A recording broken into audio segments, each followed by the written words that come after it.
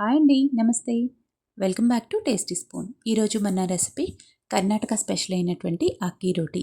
అదే ఆంధ్రాలో అయితే తపాలా చెక్కలు, తెలంగాణలో అయితే సర్వపిండి అంటారు. ప్రాసెస్ కొంచెం ఒకటేలాగా ఉన్నా సరే టేస్ట్ మాత్రం చాలా బాగుంటుంది. ఇవి పైన క్రిస్పీగా, లోపల సాఫ్ట్గా ఉంటాయి. తినడానికి టేస్ట్ కూడా చాలా బాగుంటుంది. వీటిని మనం ఇంట్లోనే సింపుల్గా ఎలా ప్రిపేర్ చేసుకోవాలో చూద్దాం. ముందుగా ఒక గిన్నెలోకి ఒక ఉల్లిపాయని బాగా సన్నగా కట్ చేసి వేసుకోవాలి. అలాగే 2 పచ్చిమిర్చిని కూడా వీలైనంత సన్నగా కట్ చేసి వేసుకోవాలి. క్యారెట్ని తురుముకొని వేసుకోవాలి. ఈ రెసిపీలో స్పెషల్గా యాడ్ చేసేది పచ్చి కొబ్బరి. 2 స్పూన్ల పచ్చి కొబ్బరిని బాగా సన్నగా తురుముకొని వేసుకోవాలి. అలాగే సన్నగా కట్ చేసి పెట్టుకున్న కొత్తిమీర తరుగు, కరివేపాకును కూడా వేసుకొని ఒకసారి బాగా కలుపుకోవాలి. ఇలా కలుపుకోవడం వల్ల ఉల్లిపాయలో ఉండే నీరంతా బయటకు వస్తుంది. తర్వాత 1.5 కప్పుల బియ్యం పిండి వేసుకోవాలి.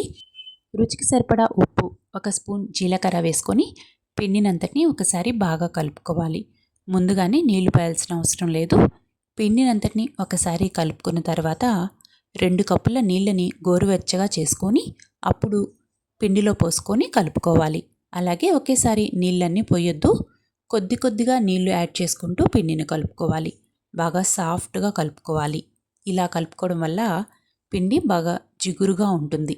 ఇందులోకి 1 టేబుల్ స్పూన్ నూనెను కూడా వేసుకొని మరొకసారి కలుపుకోవాలి.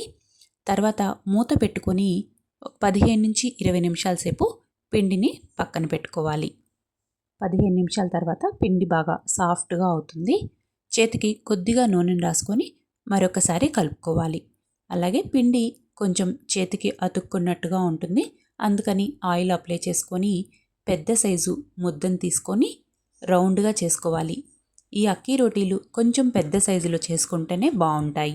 ఇలా పెద్ద సైజు పిండి ముద్దను తీసుకొని ఏదైనా పేపర్ మీద కానీ లేదంటే క్లాత్ మీద కానీ కొద్దిగా ఆయిల్ అప్లై చేసుకొని ఈ విధంగా మనం తపాలా చెక్కలు ఏ విధంగా చేసుకుంటామో అలా వేళ్లతోటి నిదానంగా ప్రెస్ చేసుకుంటూ రౌండ్గా చేసుకోవాలి.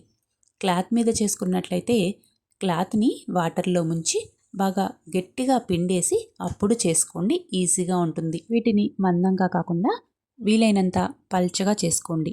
అందుకే మనం ఆనియన్స్ కట్ చేసేటప్పుడు బాగా సన్నగా కట్ చేసుకోవాలి. తర్వాత స్టవ్ మీద పెనం పెట్టుకొని కొద్దిగా ఆయిల్ అప్లై చేయాలి. మనం రెడీ చేసుకున్న రోటీని వేసుకొని కొద్దిగా ఆయిల్ వేసుకొని మీడియం ఫ్లేమ్ మీద 2 వైపులా కలర్ మారే వరకు ఫ్రై చేసుకోవాలి. మీడియం ఫ్లేమ్ మీద కాల్చుకున్నారంటే పర్ఫెక్ట్గా లోపల వరకు కుక్ అయిపోతాయి. ఇదే విధంగా మిగిలిన పిండిని కూడా చక్కగా కొద్దిగా ఆయిల్ వేసుకుంటూ మీరు ఈ అక్కీ రోటీల్ని ప్రిపేర్ చేసుకోవచ్చు. అంతే అండి, ఎంతో టేస్టీగా అలాగే సింపుల్గా ప్రిపేర్ చేసుకునే హెల్దీ రెసిపీ అక్కీ రోటీ రెడీ అయిపోయినట్లే. దీన్ని మీకు నచ్చిన చట్నీతో సర్వ్ చేసుకోండి. అలాగే కొబ్బరి చట్నీ అయితే టేస్ట్ ఇంకా బాగుంటుంది. చూడండి, ఈ రోటీలు ఎంత సాఫ్ట్గా చాలా బాగా వచ్చాయి. అలాగే టేస్ట్ కూడా చాలా బాగుంది. మీరు కూడా ఒకసారి ట్రై చేసి ఎలా వచ్చిందో కామెంట్ చేయండి. మీకు ఈ రెసిపీ నచ్చినట్లయితే లైక్ చేయండి, షేర్ చేయండి, నా ఛానల్ని సబ్స్క్రైబ్ చేసుకోండి.